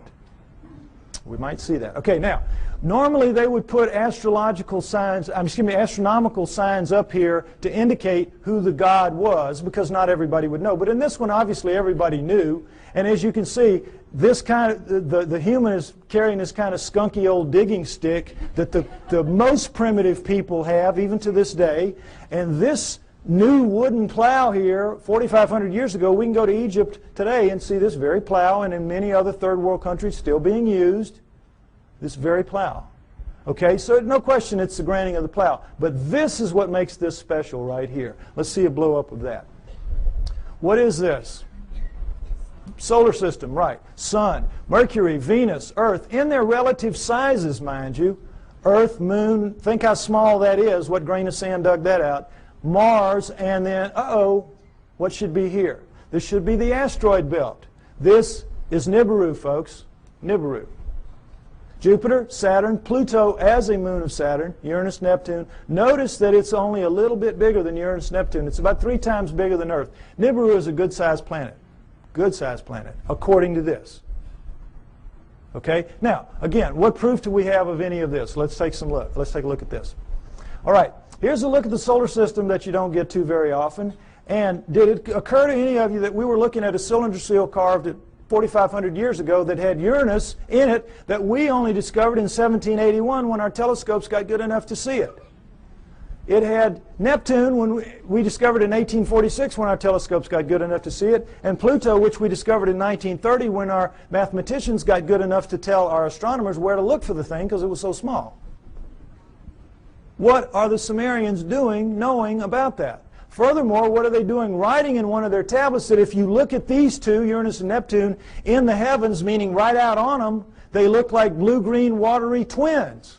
When we didn't find that out, we thought they were just big old gas bags like Jupiter and Saturn until Voyager went out there in 86 and 89 and found that, lo and behold, they really are blue-green watery twins. What the Sumerians said 4,500 years ago. Furthermore, they didn't count the way we do. Earth was not the third rock from the sun for them. It was number 7. So that means they were counting from out here, and they were putting Pluto in its correct place. What are they doing with all that knowledge? Well, they make no bones about it. They say everything that we know, everything that we are, everything that we have comes from the people living on Nibiru. The people living on Nibiru came to Earth and gave us everything that we have, everything that we know, our great culture. Now, what's the proof of that? Is there any proof that any ancient advanced civilization was ever on Earth at any point in the dim or distant past? Yes, yes. The megalithic structures out there, the pyramids, Tiwanaku, Baalbek, Teotihuacan, Stonehenge, you name it. A couple of dozen of them. All of those are impossible for human beings to recreate today. And yet we are told in another one of these great fantasies that they were somehow created by people in ancient times, ancient Egyptians or ancient Sumerians or anybody. Somehow or other they did it. And it's just absolute malarkey. Impossible. Now, next slide. Some Egyptian scholars tried to prove it by getting down in with some pink granite here and wailing away with some stones for a few hours and tore their hands up and walked out of there saying, well, you know, we couldn't make much of a dent in it, but boy, you know, those old folks, they sure had a lot of time on their hands, and somehow they figured out a way to do it. Wouldn't give an inch after this. Wouldn't give an inch. It's ridiculous. Now, here's the stone they're working on. Next slide. Some of you may have seen this. This is an ancient 1,170-ton obelisk lies unfinished at the Aswan Quarry. A crack rendered the stone unusable. It's pink granite. They were making it into an obelisk like the one you saw in Alan's slides. Okay? It's about 100 feet long. It's about 12 feet wide, 12 feet deep on the side. Imagine the Washington Monument just squared off. And it's pretty much done. But now let's move this from the Stone Age. Let's move it through the age of copper, because copper wouldn't make a dent in that. And let's move it into the Bronze Age. Bronze will chip on it. Bronze will take a little bit of it out. Now, let's put our bronze chisels or hatchets or whatever in the hands of some guys and get them down in this crack and put them to work. How do you think you're going to fare in there? Pretty tight fit. Plastic Man might have a tough time up in there. But the point is, they've got it pretty much done. They're working on the spire here. When they break it, you know how it works. You press here, you get this. Well, look, does this look like somebody chipping away with a little hand? No. This looks like a belt sander taking pieces out the size of the chair you're sitting on. Huge chunks of pink granite, one of the hardest stones in the world, just being ripped out. And they press too hard with whatever machine they've got here, and you know your physics. You get stress back here, and they popped it. They broke it. And they just said, whoops, we busted that one. And they just unhooked it and went somewhere else and left it for us to marvel at and wonder how they could have done it. But now let's go ahead and say they didn't bust it and they finished it. These primitive people now who managed somehow to do this. They finished it, it's ready to go. The hole, by the way, is about 15 feet deep. That's the top of it up there. But still, what's the first thing they've got to do? Somebody's got to draw straws to get down there with his hatchet and cut it loose from the bottom. Now who's going to do that with 1,100 tons sitting on top of him? We could not get our best diamond-tipped blades to cut through underneath this thing. The weight would stop the blade. We could not, the operative word here is impossible. We could not get this out of here. And yet they did it time and time and time again. To lift it out, just if we could somehow cut it loose, we would have to take a dozen of our largest movable cranes to wring that hole just to get it up. You're being lied to, folks. That's the main thing you got to understand. You're being lied to. It's absolutely impossible for this one stone proves that none of the megaliths were made by those people in that era. And this, again, is not the biggest one. They have them in Baalbek twice that big. Okay? Next slide. All right. What we're told is that the Anunnaki came to Earth for this, gold. mining gold. And that originally the story is they landed in ancient Sumer, but not 6,000 years ago, 400,000 years ago, 430,000 approximately to be exact. 400,000 years ago they land in modern-day Iraq, and they set up shop in the Tigris-Euphrates Valley, and they call their home away from home, their home away from Nibiru, the Eden. You'll see a poster out there by my thing, Anunnaki over Eden. That's what that means. Because that poster is the Tigris River Valley that the symbol is rising above. That is where it was. That is where Eden was, according to them, and that comes down in the Bible as such. So they set up camp and they placer mined the gold out of those rivers. What do they need gold for?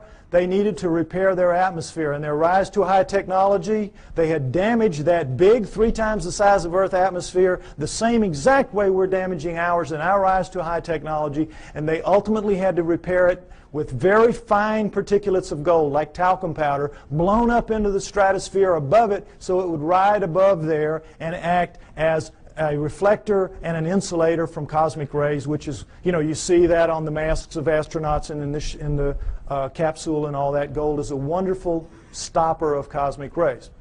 So that's what they had to repair it with. It's what we will have to repair it with. We'll have to do exactly the same thing when the day comes for us to have to face up to what we're doing to our planet. Okay?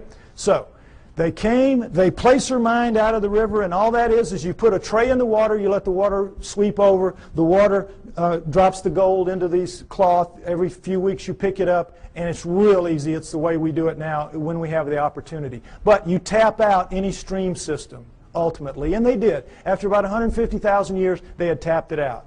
And so they decided they were going to split themselves up and go where the mother lode of gold was on the planet Earth, which is what it is today, southern Africa. So they divided themselves into the upper world, which remained the Eden, and the Abzu, which was the lower world, and you didn't want to go to the lower world because you had to get in the holes and dig the gold. And they didn't like it. So the Anunnaki revolted. They said, we don't want to do this. We want a slave to do this work for us. Plus, it was a hardship duty, mostly men. Why don't you make us some women while you're at it? So that's what they did. They decided to use the creatures of Earth, which would be the hominoids, and I say it would have been the Almas, the likeliest candidate. They took the creatures of Earth to get some of their genetic material to make the new slave better adapted physically to the planet than they were, but the slave would for the most part be like themselves. We shall make the Adamu, A-D-A-M-U, which comes down as Adam, and we shall make the Adamu in our own image after our own likeness, which comes down word for word. And that is what they did. They made their slave inferior models of themselves. That's us, folks. That's us. We're really inferior models of the Anunnaki. And as you saw in the cylinder seal, we look like them. We look like, in their own image after their own likeness. In all of the cylinder seals, we look just like them. We don't have the horns on our headgear. That's about it.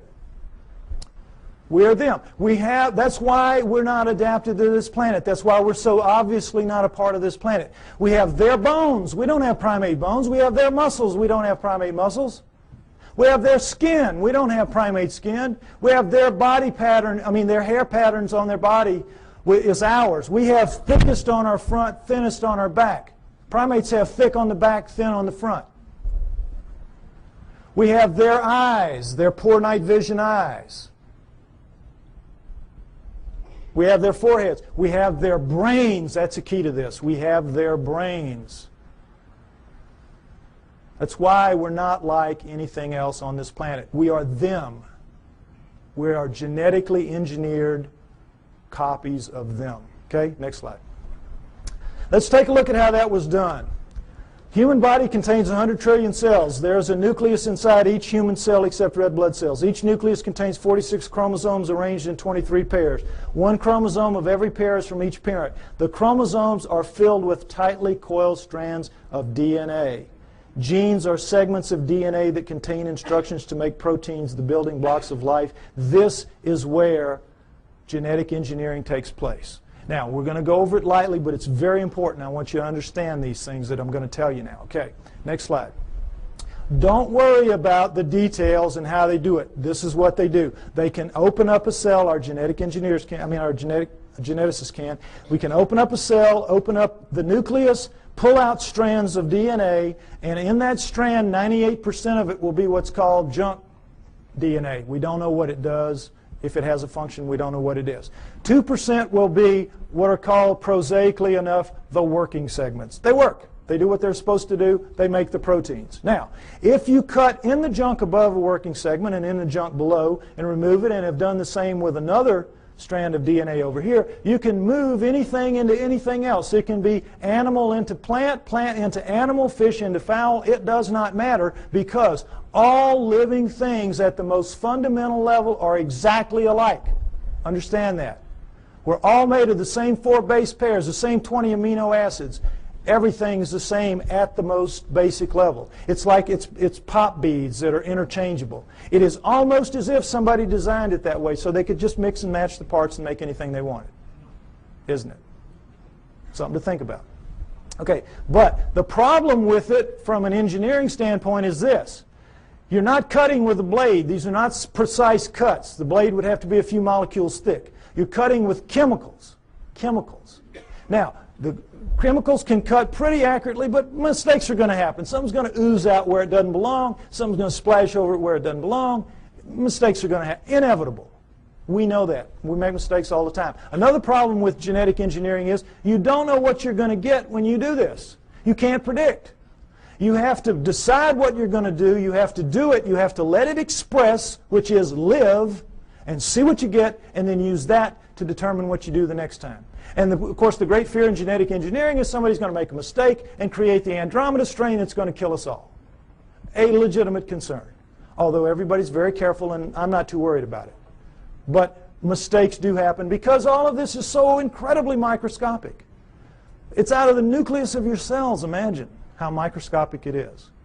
But don't try to figure it out. I can't even figure it out. It's really complex. But they do it. Okay, understand that. Now, with that in mind, let's look at some of the proofs that I say indicate very clearly that we are, in fact, what the Sumerians say, a genetically engineered species by the Anunnaki. Next slide. Okay, here we go. The cerebral cortex is the deeply convoluted surface region of a brain that is most strongly linked to intelligence, lower right. It's the stained part out here. If you peel that off of the brain of a rat, it will cover a postage stamp. Peel it off of a monkey, it'll cover a postcard. Peel it off a chimp, it'll cover a sheet of typing paper. Peel it off of us, and it'll cover 4 sheets of typing paper. Now, you can see this is a transition. This is clearly a transformation. Now, there's some weird things about it. These guys are using all they've got. All they've got. We're using 1/2 of 1 page in a very different way than they are using what they have. 1/2 of 1 page. How do we know? We all know. We use about 10% of our brains. We know that from the studies done with idiot savants. You know that. And we know there are thousands of miles of neural network in our heads not being used. We don't know why. We don't know why. I'll tell you why. We shall make the atom who's strong but not too strong, smart but not too smart. They sealed it off genetically at the 10% mark, or wherever it is. We don't know exactly where it is. But wherever it is, they sealed us off. You don't want your slave to be anywhere near as smart as you. You, in fact, want your slave to be so decidedly inferior to you that you never have to worry about treating it like a slave. So they engineered us to be really clever to ourselves, but for them, we were smart enough to talk, take instructions, act with a little bit of ingenuity and self-reliance. They could turn things over to us and kind of let us take over and do it. They gave us just enough to be wonderful in our own eyes, but be pond scum relative to them. It's what they did. So, it's pretty clear in as much as that, and now understand with the idiot savants, for those of you that don't know the proof about this, idiot savants get some beam of light in the damage to the good 10. They get some beam of light and it will strike somewhere in the other 90%. You all saw Dustin Hoffman in Rain Man, remember? Well, they get it in math, they get it in music, they get it in sculpture, art, whatever, wherever it strikes. Now, if there's just one, we could say, well, that's a freak of nature. But we've had lots of them, lots of them. So we know that all of this is out there. It's in our heads. We just can't access it. We just can't use it. But if it wasn't in our heads, it wouldn't be in their heads. So we know that it happened. They have no idea how. Well, I say that the Anunnaki did it deliberately, and that makes sense to me. Next slide. Okay, mitochondrial DNA, late 1980s, you might remember this. In humans, over 99.99% of a cell's DNA is packed into the cell nucleus, with a small amount occurring outside the nucleus in small structures called mitochondria. That's these babies right here. They're about 16,000 base pairs long. Now, when you have a mixing and a mating, the DNA in the nucleus mixes. But with the mitochondrial DNA, it does not. Sperm doesn't have mitochondrial, eggs do. And so females pass it down intact generation after generation. Well, when this was figured out in the 70s, boy, the botanists and the geneticists said, great, now we can go and find out if the split from the common ancestor was closer to 8 million years or closer to 5 million years. Remember that? We're going to now pin it down. It's going to be one or the other. We're going to figure it out. So they went out and they took the mitochondrial DNA of women all around the world, every race, every creed, every culture, every country, and they brought them back to the lab and they started working on them. And when the answers came in the late 1980s, it was not 8 million years ago. It wasn't 5 million years ago. It was way the heck down to 200 to 250,000 years ago, and that's all. We don't exist genetically beyond 200 to 250,000 years. And of course, needless to say, the anthropologists said, you guys are nuts. We've got these skulls showing, these bodies showing, these prehumans showing that we go back millions of years. What's the matter with you? And the geneticists said, we couldn't have been wrong that many times. Impossible. We'll do it again. And they have. They've done it. It always comes out the same. Outside 250,000 years ago. That's it. We're brand spanking new. Brand new on this planet. Now, there's still a lot of people, there's still a lot of people that will not accept that. A lot of people that will not accept that. But it is true, and it is becoming more and more acceptable, for as outrageous as it is. Now, not only do we know when we were created, we know where. Where? Because the oldest of us consistently kept coming in Southern Africa. Next slide. And in fact, the cover of Newsweek in 1987 showed that if in fact there was an Adam and Eve, they were black. They would have to have been black. But of course they knew the flack they were going to catch, in the South at least, so they made the blacks look as white as they could. This guy looks almost as white as OJ, doesn't he? But the point is, in trying to have it both ways, they caught it coming and going, because you can imagine the letters to the editor after this issue. But the point is, it tells the truth. The oldest of us do come from Southern Africa, and we definitely are 200 to 250,000 years old. And guess what else? That is just what the Sumerians say about us. That the Anunnaki created us around 200 to 250,000 years ago in Southern Africa to dig their gold. What a coincidence. What a coincidence. Okay, next slide.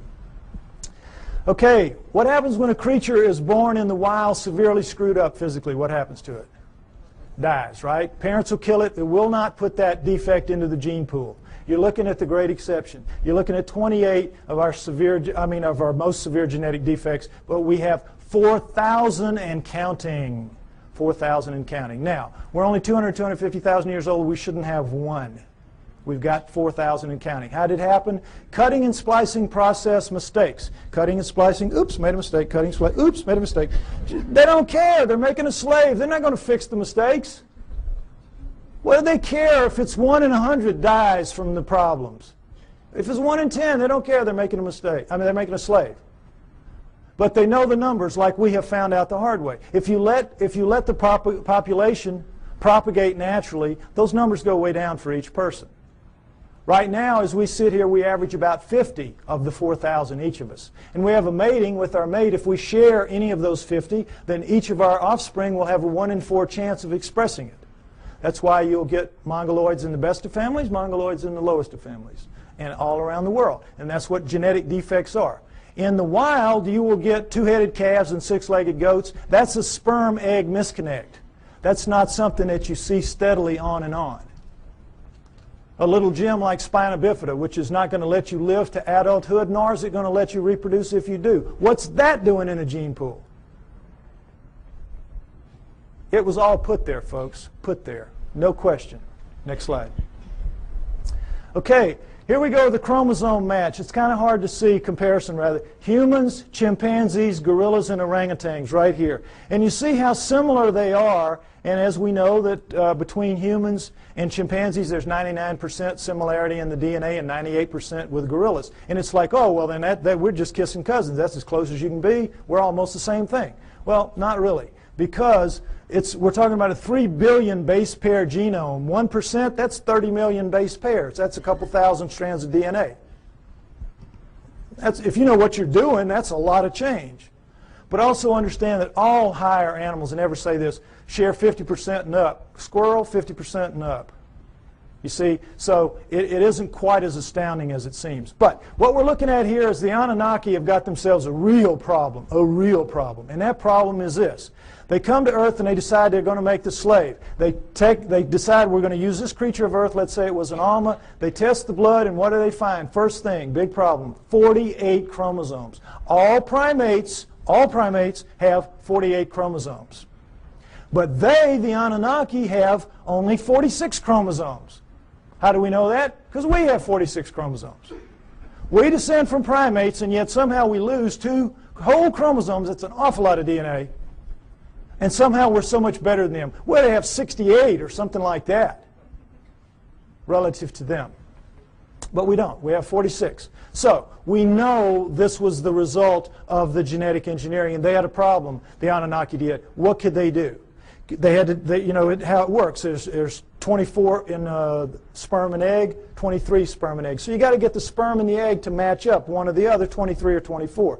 Can you take out a chromosome from the creature of Earth, the 24, and still have a creature of Earth? No.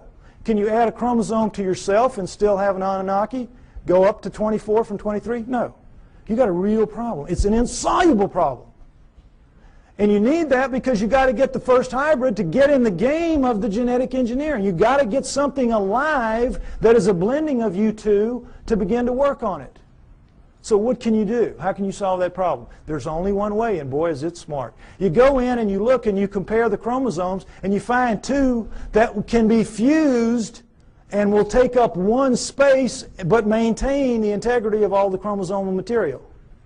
You find a spot where you can fuse 2 to make 1, and now you've got all the material but taken up one place, and now you're ready to rock and roll. You with me? All right, let's look at the number 2 chromosome close up. They just went to the second one. They just looked down the row and they said, okay, this will work. Orangutan, 2 and 3. Gorilla, 2 and 3. Chimp, 2 and 3. Human. Uh-oh. Fusion. How long do you think it would take Mother Nature to do this? There's no clearer proof that we're genetically engineered just like they say we are. Next slide. And so, I think it's fair to say that everything we know is wrong, at least about human origins, that we were given life by the gods with a small g through the equivalent of a test tube, and that we were the hair-covered hominoids, and that our humanity emerged from that. Now, this is where I normally end it, and they tell me I'm running out of time, so I want to get to the new thing that I want to share with you. Oh, no, oh, here it is. Because this is really exciting to me. On the 12th of this month, which was just recently, I received an email from a person who wants to remain anonymous. And this is what he said to me. He is a geneticist, a full-blown geneticist. And he says, Dear Mr. Pi, I agree with your conclusions and will give you a few hints, if you wish, as a DNA deep throat. First, look up the huge discontinuities between man and the various apes for whole mitochondrial DNA, genes for the Rh factor, and human Y chromosomes, among others.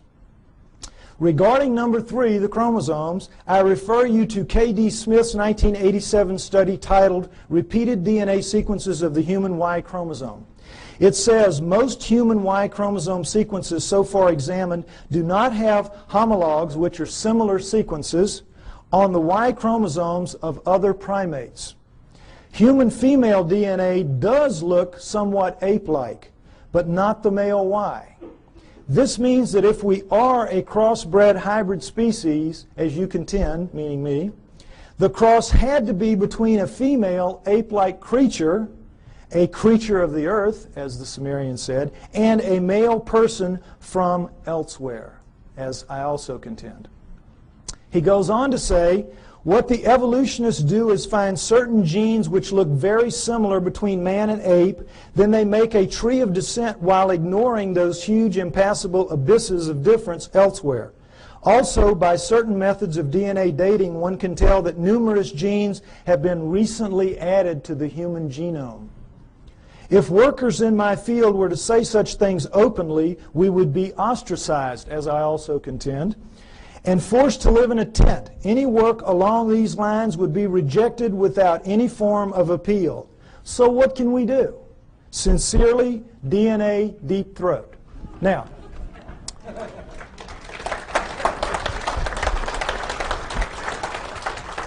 what this means, thank you, what this means is we win. We win. Because where one of these came from, more of these are going to come. As my profile rises higher, and I think, frankly, that I'm the only person out here pushing this genetic stuff that you're seeing like this, more of these are going to come my way. We're going to win. You've seen the evidence. Now, right now, we're getting our brains kicked out. We are getting our brains kicked out. That's why we're called the fringe. And the reason is we keep mounting these frontal attacks on the establishments. And every film that we produce, every photograph, every sighting, every testimony, every capture, every encounter that we have, and we throw at them with the best intentions. Our word is truth, is it not? Our word is, it's true. It's true. And their word is what? Liar. Liar. They dress it up. They say, well, you don't know what you're talking about. You don't know what you're seeing. You made a mistake. It was swamp gas, whatever. They're basically standing there and saying, you're just a bunch of liars. We're right and you're wrong. And because it is our word against their word, our word truth, their word liar, their word wins. Day in, day out, year after year. It's very frustrating, is it not? Boy, it just annoys the heck out of me. But what this means is we're going to win in the end. Why? Because the genes say so. The genes back us up. And right now, this is not a field that you're very familiar with. And I've worked very hard to make this very simplistic so you could understand at least the fundamentals, and it's the same in my book. You need to be aware of this is because this is the back door, kids. This is the back. We're not going to storm them from the front. We've been doing it for years. They know how to deal with us. Our word against them, we're going to lose. But in this instance, the genetic end of it, what is it? It's their word against them. It's their research against them. They're going to lose. We're going to beat them with the genetic evidence. We got to beat them. We will beat them. We know we're right. We know they're wrong. They know they're wrong. They know they're wrong. We just have to get mentally tough and accept that this is a war. This is a fight. This is not, gentlemen, Marquis de Queensberry rules. This is a dog fight. This is a knife fight. And you all have got to get out there and proselytize. You have to familiarize yourself with these basics at least. And instead of throwing things at them that are going to bounce off like BBs off a barn door, you got to start throwing some darts. This stuff will do it. This will do it. We can win. We're going to win. Thank you.